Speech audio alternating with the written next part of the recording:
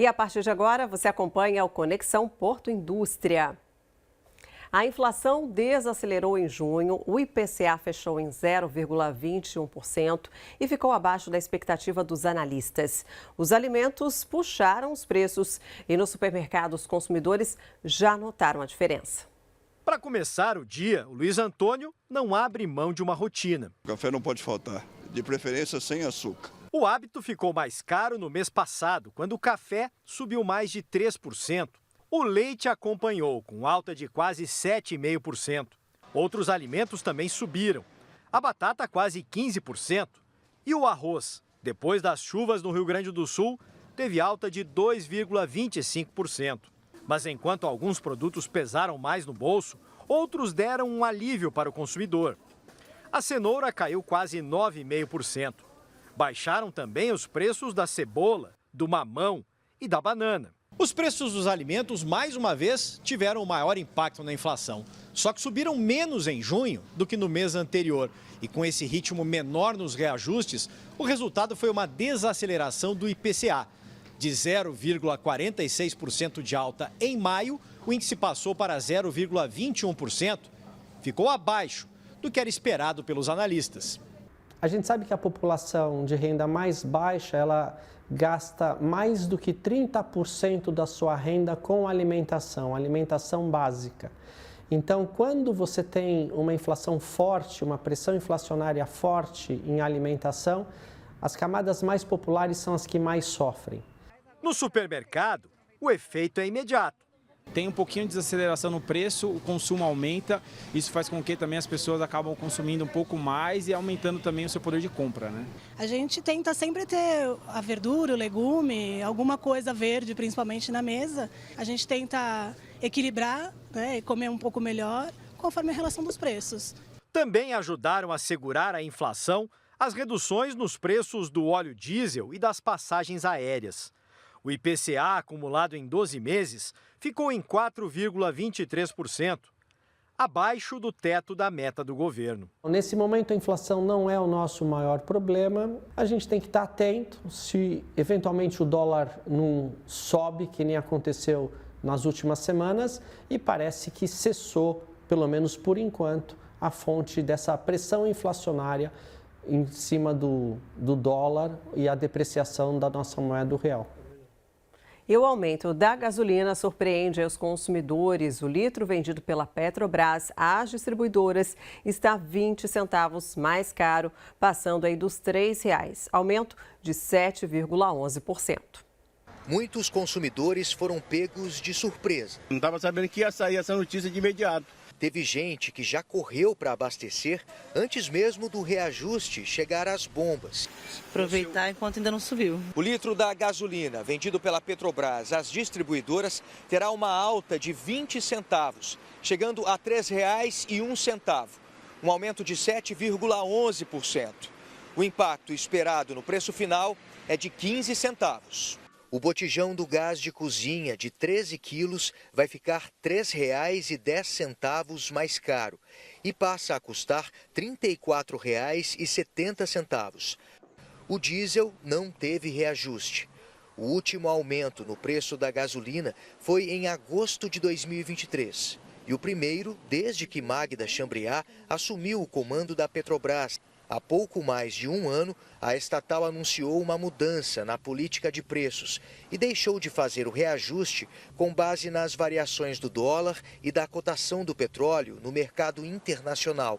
Para essa economista, já havia a expectativa de alta nos preços desses combustíveis. Com a última pressão de preço do petróleo no mercado internacional e também da defasagem em relação ao câmbio, da piora do câmbio, era de se esperar que em algum momento a Petrobras viesse a realizar esse reajuste. Tem consumidor pensando duas vezes antes de tirar o carro da garagem. Tem dia que eu nem saio para rodar, porque não compensa. O que eu vou ganhar, a metade é combustível, a metade fica no serviço, não tem como. Pois é, esses reajustes são reflexos também da alta do dólar. É sobre esse assunto que eu converso via internet com o especialista em economia, Bruno Frossardi.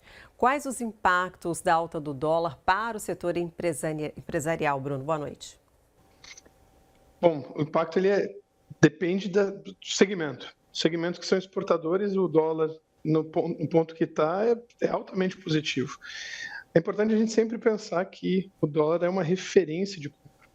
Então, quando a gente considera um dólar mais alto, significa que o real está mais barato. Para quem exporta, portanto, o produto fica mais barato e fica mais competitivo nos mercados estrangeiros. Por outro lado, quem importa paga mais caro pelo que está importando. Então, para responder essa pergunta, é importante entender de que lado da equação você está. Se você é preponderantemente exportador, é ótimo um dólar alto. Se você é preponderantemente um importador, essa não é exatamente a melhor notícia. Exatamente o que eu ia te falar, né? Essa valorização do dólar acaba afetando, né, a importação e, consequentemente, né, a movimentação no porto também. Sem dúvida.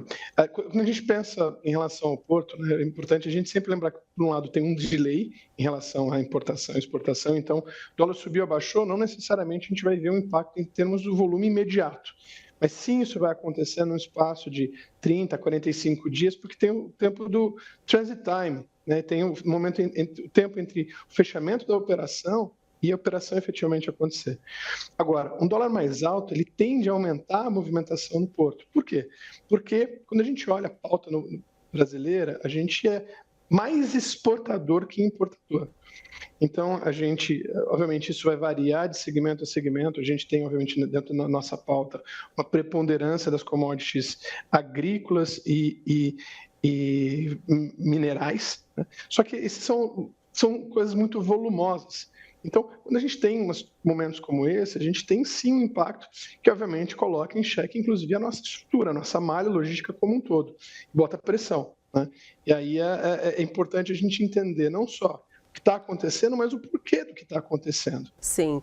E como que isso afeta também, né, o consumo, né, da população? A população depende muito do que a gente está falando, do foco que a gente está dando. Quando a gente olha o consumo, a gente precisa ver assim, a composição que a gente está olhando em relação, por exemplo, à cesta básica, ou se a gente está falando de um bem de consumo que é um bem de origem importada. Quando a gente fala da cesta básica, a gente tem uma preponderância da produção local. Então, o valor ele vai ser menos impactado na medida em que a gente é um grande produtor agrícola de uma maneira geral. Obviamente, existe um outro lado dessa equação que boa parte dos custos do produtor eles são dolarizados. Agora, a gente tem um momento em que o custo da commodity agrícola, ou das commodities agrícolas, ele está razoavelmente baixo no mercado externo. Então, quando a gente pensa na cesta básica, o impacto ele é relativamente pequeno. Agora, quando a gente pensa nos bens duráveis, ou os bens, os eletrodomésticos, etc., aquilo que não necessariamente é completamente feito dentro do país, aquilo que exige componentes importados, aí a gente tem um ponto de preocupação, porque isso sim aumenta. Agora falando, né, no âmbito do turismo, né? Com o dólar alto, né, as pessoas tendem a valorizar mais aqui o nosso turismo, né, nacional, né? Isso acaba acontecendo aí, tem uma baixa nos pacotes internacionais, né? Então, isso é uma coisa muito interessante. Quando a gente tem um dólar alto, basicamente faz menos sentido ir para fora e faz mais sentido ir para dentro do país. Por outro lado, a gente tem uma situação em que a gente precisava estar mais preparado para receber os turistas, sejam nacionais, sejam internacionais.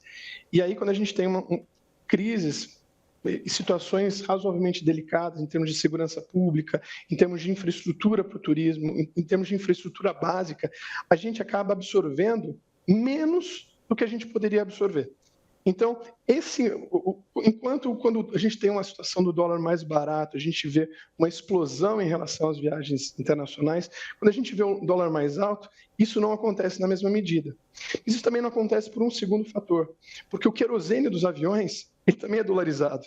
Então, quando a gente tem um aumento do dólar, o segundo problema que a gente tem é exatamente do querosene do avião, ou seja, a passagem aérea ela não fica mais barata para a gente, né? E aí a gente entra num outro problema, que seria a questão da competitividade no segmento, né? Hoje a gente tem uma situação que a gente tem 3 empresas aéreas com uma boa chance de que se tornem 2 no horizonte próximo. Isso é ruim. Quanto maior a competitividade, menor o preço, e aí a gente poderia aproveitar melhor esse fenômeno inverso, né, fomentando o turismo dentro do país. Muito obrigada pela sua participação. E uma ótima noite para você. Uma boa noite. A gente aqui agradece e o Conexão Porto Indústria volta amanhã às 7h30 da noite.